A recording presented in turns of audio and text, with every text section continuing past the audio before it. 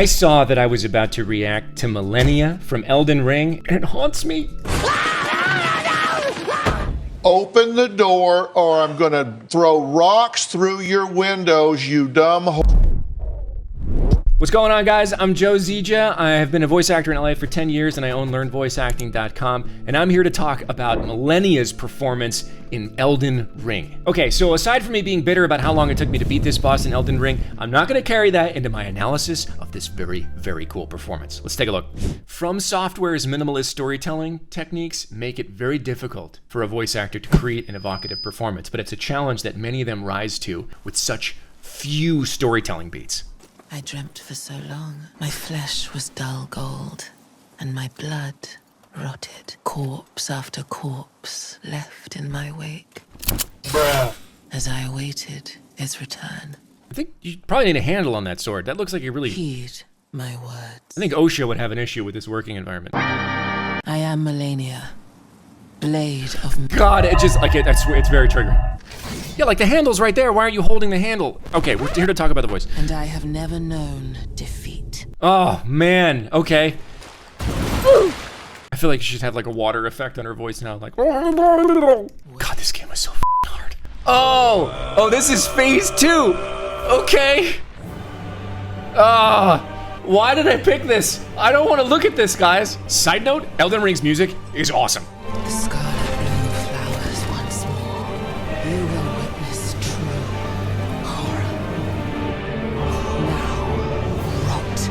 Damn, that's good. The thing about performances like this, Pippa Bennett-Warner, who's the actress that plays Malenia in this, you have a choice, right? As you're walking into the booth and you're like, well, I've only got like a couple lines. You could phone it in, right? It would be very easy to just be like, okay, be very ethereal about this. But she didn't. Notice, if you can, the subtle difference between the first part and after the second part. In this first part, listen to her primary emotion here is one of loss. She's talking about the things that happened to her in the past. And even though she's speaking to the protagonist here, your avatar, she's really speaking to herself. And you can tell that, right? Audience choice really matters in voice acting, because we can't do any of this, that we can't look at people with our eyes, right? We have to convey it through the microphone. So even though she's speaking to another person here, what she's really doing is reflecting in herself, and her performance reflects that. And that could be done, from a technical perspective in the way that she keeps it down.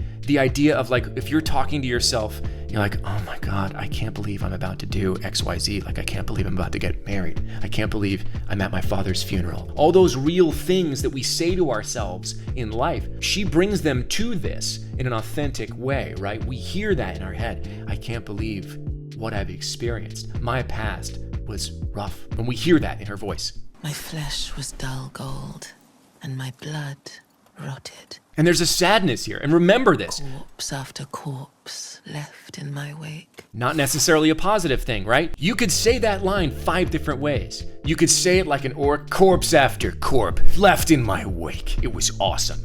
Or you can do it with, why did I do this? She's maybe totally conflicted about her past. We don't know. Elden Ring, again, the story is very minimalist. We're left to interpret a lot, and I'm not as steeped in the lore as I used to be with Elden Ring. There's definitely some Elden Ring person out there who's like, actually, but go with me here. We're talking about this raw performance. As I awaited his return. Longing. We've got 4 words there. She's got to incorporate longing into them. As I waited for his return. Heed my words. Now, the audience turned. You can hear that subtle difference, right? She's no longer talking to herself. She's talking to Elden Lord here. Blade of Miquella, and I have never known defeat. What a challenge in that, right? There was so much confidence in that. All that sadness and longing drops off. Even though, if you notice, she didn't do a lot different with her voice, right? It's not that she got louder. It's not that she got crazier. It's not like she gritted her teeth. It was a subtle shift that told you, hey, pay attention. I'm gonna kick your ass. And she really does. Now, listen to the difference in the way she approaches the second half. The sadness, the longing, the threat all drops off, and this is rage. Now, it's rage contained, right? Because we can have uncontained rage, which is wild and crazy and all over the place, but she does what I call putting a lid on it here, and it becomes very subtle and very cool. She wasn't kidding when she said she never knew defeat. The scarlet bloom flowers once more. It's still soft, right? That performance is still soft, but it's got an edge to it. You will witness true horror. Now, rot. 2 words. Now, rot.